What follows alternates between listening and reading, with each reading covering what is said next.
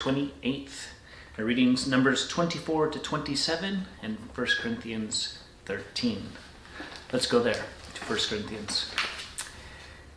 Chapter 13, of course, seminal chapter, often read in weddings. It's talking about love, but as you're reading through, you're probably aware that 13 comes after 12 and before 14.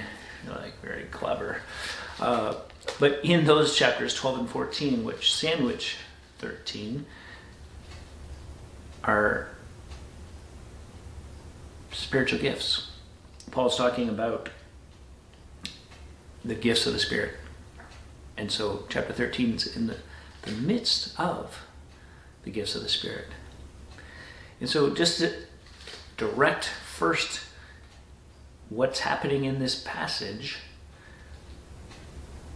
is love is needed and necessary for the gifts of the Spirit. That all things done decently in order, that prophecy and all these different kinds of spiritual gifts are done, but without love, it's just a bunch of noise. Now, when we start to look at love and think about how we can apply it into other areas, of course it makes sense. But this is the first area of how we love one another. So let's read about love. If I speak of the tongues of men and angels but have not love, I'm a noisy gong or a clanging cymbal. So addressing speaking in tongues or other charismatic gifts, if you will. And if it's not done in love, it's just a bunch of noise. If I have prophetic powers and understand all mysteries and all knowledge and have all faith so as to remove mountains but have not love, I am nothing. If I give away all I have and I deliver up my body to be burned but have not love, I gain nothing. What's the point, Paul? We desperately need love. That's what God has given us. God so loved the world that he gave. Right? And he gives us his one and only Son. There's no greater love displayed than Jesus, who laid down his life for us. That's love.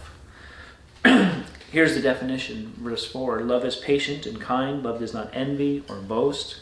It's not arrogant or rude. Does not insist on its own way. It's not irritable or resentful. It does not rejoice at wrongdoing, but rejoices with the truth. Love bears all things, believes all things, hopes all things, endures all things. Now again, context.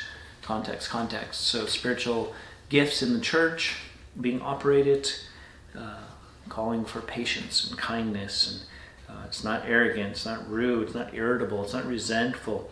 It rejoices with the truth, bears all things, believes, hopes, endures. Right? There's a lot of give and take.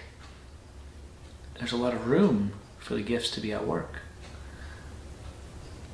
It comes to relationships, and we apply love like this.